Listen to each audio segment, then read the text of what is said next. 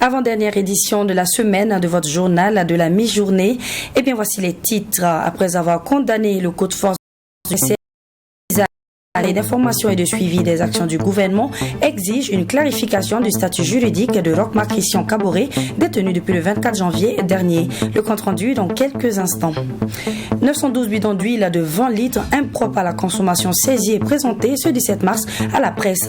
8 délinquants, dont une quadragénaire, s'adonnaient à la fabrication d'huile dangereuse pour la santé depuis 2020 à Kosodo, à la sortie nord de Ouagadougou. Ces malfrats ont été arrêtés et leur mode opératoire présenté. Les étalons rencontrent le Kosovo et la Belgique les 26 et 29 mars prochains. Le sélectionneur par intérim Oscar Barraud a dévoilé ce matin la liste des joueurs convoqués. Dans cette liste de 29 joueurs, on note le retour de Brian Dabo, absent de la dernière CAN. Mesdames, Messieurs, c'est un plaisir pour moi de vous informer. Bonjour et bienvenue. Le gouvernement de la transition n'est pas inclusif et les politiques ne sauraient être écartés de la gestion de la transition. C'est ce qu'a dénoncé le CISAG, Conseil d'information et de suivi des actions du gouvernement, ce jeudi 17 mars lors d'une conférence de presse. Cette organisation de la société civile invite également les nouvelles autorités à clarifier le statut juridique de l'ex-président en rapport avec sa détention. Maxime Jean-Eudes Bombara pour le compte-rendu. Après le temps d'observation qu'il dit s'être donné depuis l'avènement des autorités militaires au pouvoir, le CISA, Conseil d'information et de suivi des actions du gouvernement, sort de son silence pour non seulement condamner ce qu'il qualifie de coup de force, mais aussi regretter que cela ait été cautionné par les populations. Cette organisation de la société civile se désole par ailleurs du fait que la situation sécuritaire ne cesse d'aller de mal en pire. Donc on est en droit de se poser la question à savoir, est-ce que réellement, les raisons pour lesquelles ils sont venus prendre le pouvoir sont des raisons fondées? Qu'est-ce qu'ils ont pris? Parce que je pense que pour faire un coup comme ça, il faut prendre des dispositions. Donc, en fait, je pense que nous sommes dans une situation où on n'a pas besoin de donner du temps aux gens pour nous donner des résultats. Parce que nous voulons des résultats le plus rapidement possible, dans la mesure où c'est cette raison qui les a amenés à prendre le pouvoir. Et nous nous disons qu'ils étaient prêts à toutes les éventualités avant de venir prendre le pouvoir. Selon les conférenciers, la formation du gouvernement de transition n'augure pas de lendemain meilleur pour le Burkina Faso. Pour le CISAC, le gouvernement n'est pas inclusif et les politiques ne sauraient être mises à l'écart de la gestion de la transition. La formation du gouvernement, elle n'est pas inclusive dans la mesure où, aujourd'hui, on ne peut pas écarter les partis politiques du jeu politique, parce que c'est les partis politiques qui animent la vie politique d'un pays. Les partis politiques, c'est ceux-là qui connaissent mieux et qui maîtrisent mieux le terrain politique. Ils en place des délégations spéciales. Voilà un exemple qui est là. Les partis politiques, on les a exclus. On dit, bon, d'accord, ils ne vont pas participer. Mais voilà ce qui nous crée pas un problème. Intégrer les partis politiques. Acceptons que les partis politiques s'impliquent dans la mise en place des délégations spéciales. Vous allez voir si ça va marcher ou pas. Le Conseil d'information et de suivi des actions du gouvernement exige par ailleurs une clarification du statut juridique de l'ex-président Roch-Marc Christian Kaboré, toujours détenu par les militaires. Issaka Ouedraogo et ses camarades demandent également des explications sur le cas de l'activiste Ibrahim Maïga, qui, selon eux, se serait soustrait de la justice en quittant le pays sur la pointe des pieds. La police nationale, dans sa mission régalienne de protection des personnes et de leurs biens, a mis un terme ce jeudi 17 mars aux activités d'un réseau de présumés délinquants dans la zone industrielle de Kosodo de la ville de Ouagadougou. Ces derniers s'adonnent à des activités de production et de commercialisation d'huile alimentaire impropres à la consommation, de tromperie de consommateurs et également des faits de blanchiment de capitaux. C'est un reportage signé Serge Kaboré. Nous sommes ici dans la zone industrielle de Kosodo, dans une unité de production et de commercialisation d'huile alimentaire impropre à la consommation. Démantelé par la brigade de recherche et d'intervention du commissariat de police de Nongor-Massam suite à une dénonciation anonyme, le butin à la suite de l'enquête ouverte se compose d'un camion, 912 bidons d'huile de 20 litres et 211 fûts dont 43 remplis d'huile. Durant le mois de février 2022, nous avons reçu une information d'une personne digne de foi et désirant garder l'anonymat de ce que des individus s'adonneraient à des faits de production et de consommation d'huile alimentaire impropre à la consommation. Donc, menu de cette information, nous avons envoyé en mission les éléments de la brigade de recherche et d'intervention du CPA Nongor-Massam qui ont pu interpeller 8 personnes dont le principal auteur est une dame, la nommée YF, qui est une reprise de justice pour les mêmes faits. L'unité de production clandestine est donc mise en place par Dame YF, âgée de 48 ans, sous le couvert d'une association qui, à la base, fabrique du savon. Continuons toujours dans nos investigations. On s'est rendu compte que le récépissé de l'association, le récépissé était destiné à la production et à la commercialisation du savon. Donc, Madame YF a détourné le récépissé pour produire non pas du savon mais d'huile alimentaire et qui s'avère être impropre à la consommation. Dans cette unité de fabrication fonctionnelle depuis 2020, voici le mode opératoire. Plusieurs barriques en fer sont utilisées pour mélanger certains produits, à savoir du caustique soda, communément appelé soude caustique, et des huiles de coton payées sur le marché. Quelques instants après ce mélange, la solution se décante, le savon se forme en bas et l'huile au-dessus. Grâce à un système de dissolution d'eau et de filtrage, l'huile formée est recueillie dans des récipients et ensuite portée à ébullition pour faire évaporer l'eau. Après refroidissement de l'huile, il est procédé à son conditionnement dans des bidons de 20 litres non étiquetés et mis sur le marché à raison de 13 500 francs le bidon. Certains sont toujours en cavale parce que ce qu'on doit aussi ajouter, l'huile qu'on a saisie sont conditionnées dans des bidons de 20 litres pour être revendus dans les provinces du Boulkemde et également de la boucle du Mouhoun. Il y a également au niveau d'une frontière et avec un pays voisin. Il faut noter également que les intéressés ont été présentés à monsieur le procureur près du TGI de Ouaga 1. Les résultats de cette enquête sont le fruit de la collaboration avec les populations à qui les forces de sécurité réitèrent leur disponibilité à les écouter et à les assister. Elles sont par ailleurs invitées à rester vigilantes et à dénoncer tous les cas suspects. Dans le cadre de la mise en œuvre du projet Zindintari, un projet financé par l'ambassade royale du Danemark et qui signifie en langue française « Vivre ensemble », l'association des amis des élus pour la participation citoyenne a organisé un atelier d'échange visant à identifier 160 élèves pairs éducateurs dans 20 établissements scolaires publics et privés du plateau central.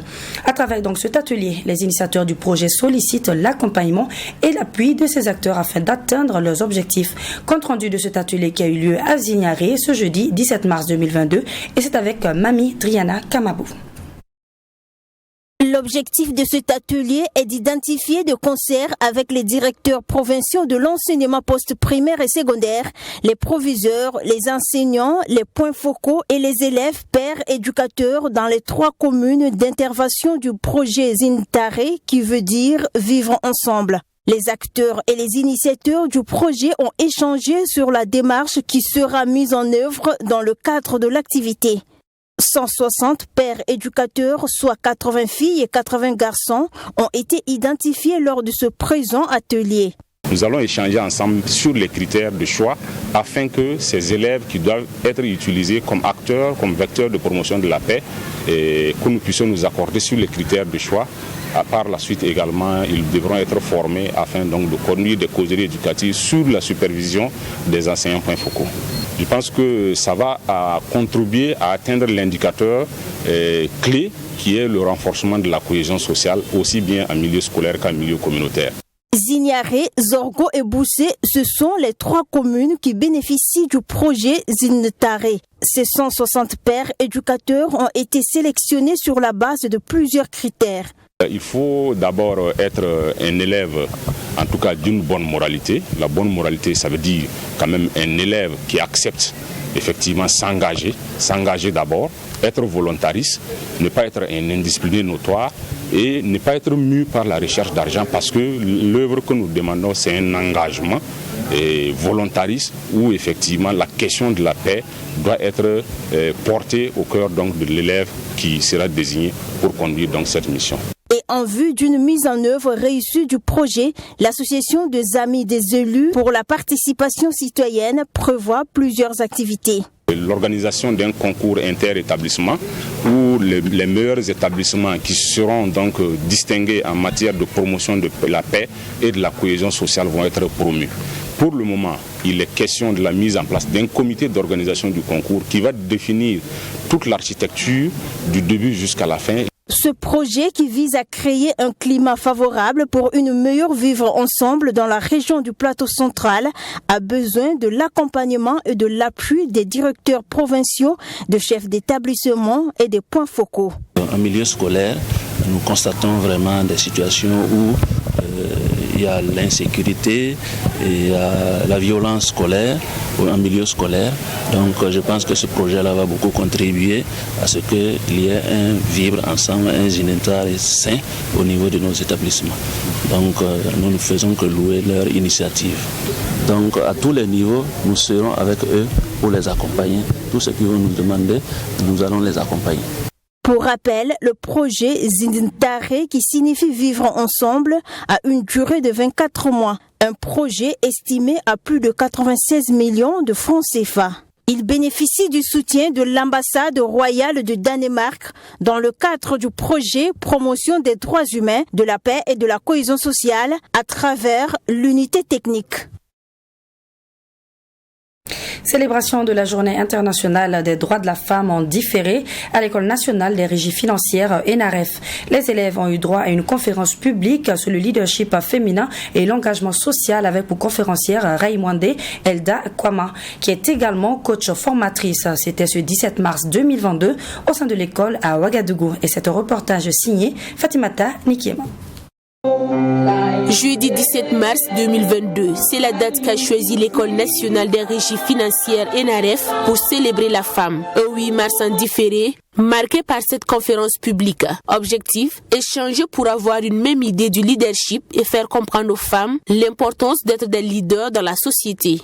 Il y a tellement d'associations de femmes, tellement de collectifs de femmes qui essaient de faire des revendications, qui attendent aussi le mois de mars pour faire ressortir leurs idées par rapport au leadership, alors que tous les jours de l'année, les femmes doivent faire quelque chose.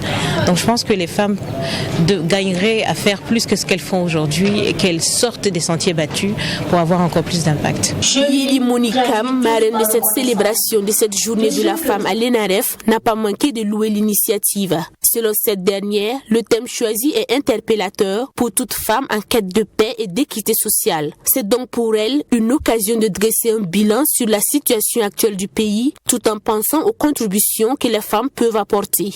Ce jour, nous sommes amenés à réfléchir en tant que des cadres et la relève de notre pays, à prendre conscience de ce que nous avons un grand rôle à jouer dans la construction de la conscience collective dans notre nation et comment un fonctionnaire peut travailler dans le cadre de sa profession à se départir de la politique, à mettre en avant l'intérêt public, l'intérêt de la nation, à défendre au quotidien des valeurs de citoyenneté. Rappelons que cette journée dédiée à la femme est une tradition qui se perpétue chaque année à l'ENAREF grâce au bureau des élèves. Et au-delà de cette conférence publique au profit des femmes, plusieurs autres activités étaient au programme, parmi lesquelles un don de son et des prestations artistiques. Du 15 au 20 mars 2022, à Ouagadougou est organisée la première édition du championnat d'Afrique de slam poésie pour les nations francophones, initiée par la Confédération panafricaine de slam poésie COPASPO en collaboration avec l'Institut français de Ouagadougou. Cette édition a pour objectif de renforcer les capacités des acteurs culturels que sont les slammeurs, mais aussi pour les initier à une formation des jeunes en écriture et en performance à travers des ateliers. Compte rendu de cette conférence de presse animée par les organisateurs eux-mêmes ce mercredi avec Mamie Driana Kamabou. Synonyme de vital. Le championnat d'Afrique de slam poésie pour les nations francophones, CASNAF, est une initiative née de la rencontre en Suisse des 4 jeunes slameurs poètes francophones. C'est un championnat qui réunit le maximum de pays francophones en Afrique. Pour le représentant de la Confédération panafricaine de slam poésie, le CASNAF est un cadre d'échange des cultures africaines par le biais de la langue française. Ce championnat se veut multidimensionnel et fera appel à diverses sensibilités. Réunir également les slameurs et slam masters d'Afrique pour parler des questions et des problèmes, régler les problèmes, essayer de résoudre les problèmes liés justement à l'oralité, liés au mouvement de l'art oratoire, de la poésie sur le continent et partout dans le monde. Apollinaire Ouedraogo se réjouit de la tenue effective au Burkina Faso de cette première édition qui, selon lui, relève du miracle au regard du contexte actuel sociopolitique du pays. Toujours selon lui, l'objectif du CASNAF est d'élire le meilleur slameur francophone de l'Afrique qui représentera le continent à travers le monde. Parce que lors d'une rencontre au préalable en Afrique du Sud en 2014 où ils ont voulu intégrer cette partie francophone du slam dans l'anglophone et trouver un terrain pour réunir tous les fils et filles de la poésie autour d'une même langue. Au fait, nous avons eu à relever justement la question de la langue. En marge de la compétition de slam se tient également des ateliers de formation du côté de la maison d'arrêt et de correction de Ouagadougou pour approfondir la connaissance des jeunes qui désirent s'exprimer à travers la poésie. Ils vont se déplacer, aller appuyer déjà ce que nous avons commencé et permettre aux slameurs qui sont à la fois des ex-détenus, parce que depuis que nous avons commencé, il y a des slameurs qui ont été relaxés, à des slameurs qui sont toujours là-bas, mais permettre à ces personnes qu'à la sortie, à la fin de leur peine, qu'ils puissent quand même retrouver quand même, je dirais, leur honneur et leur honneur à travers le slam et à travers leur engagement. Parce que ce que nous les apprenons, ce n'est pas seulement le slam, mais l'humanité.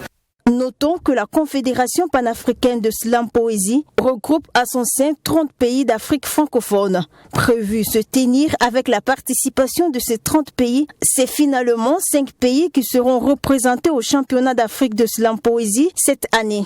Il s'agit du Tchad, du Togo, du Mali, du Congo et du Burkina Faso. J'ai rêvé d'un monde où les hommes sont... En prélude des 2 matchs amicaux contre le Kosovo et la Belgique, le sélectionneur national intérimaire des étalons, Oscar Barraud, a dévoilé sa liste ce jeudi 17 mars 2022.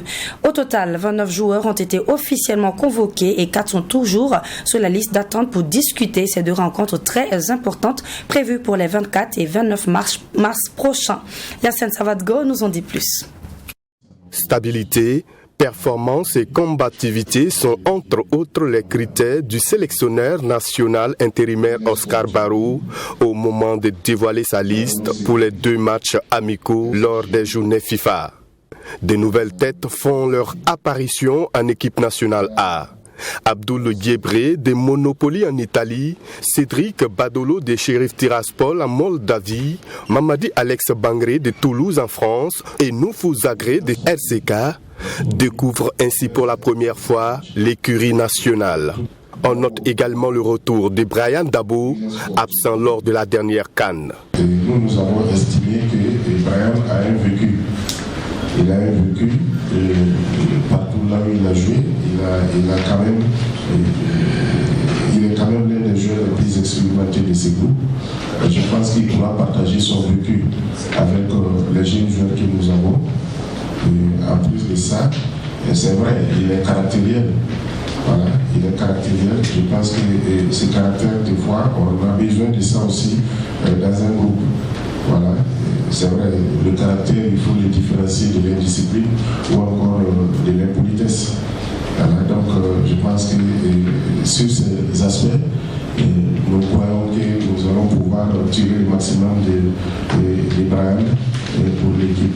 Pour Oscar Barraud, les joueurs convoqués doivent mouiller les maillots pour confirmer leur place au sein du groupe. Ceux qui sont convoqués, puisqu'il y a des interrogations sur leur convocation. Donc, c'est dire que ces joueurs-là sont obligés de prouver qu'ils méritent d'être convoqués.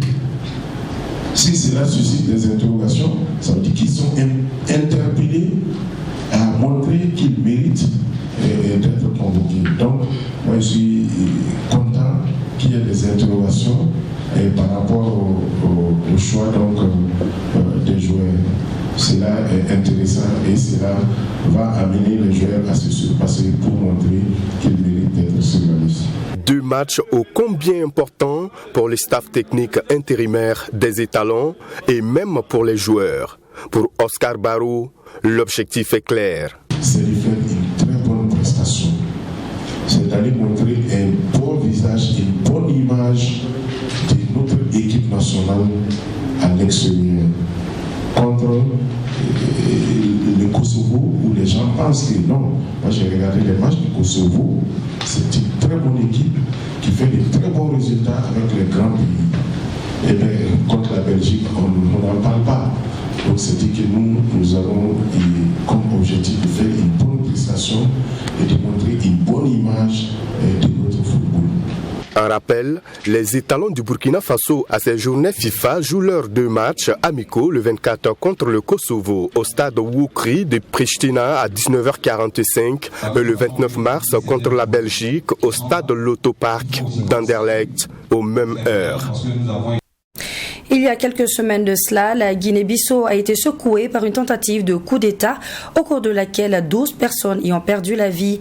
À cet effet, lors de l'ouverture de l'année judiciaire, le président Umaru Embalo Sissoko en a profité pour demander que les enquêtes sur cette tentative de coup d'État se poursuivent et que les auteurs soient traduits en justice. Suivons ce reportage.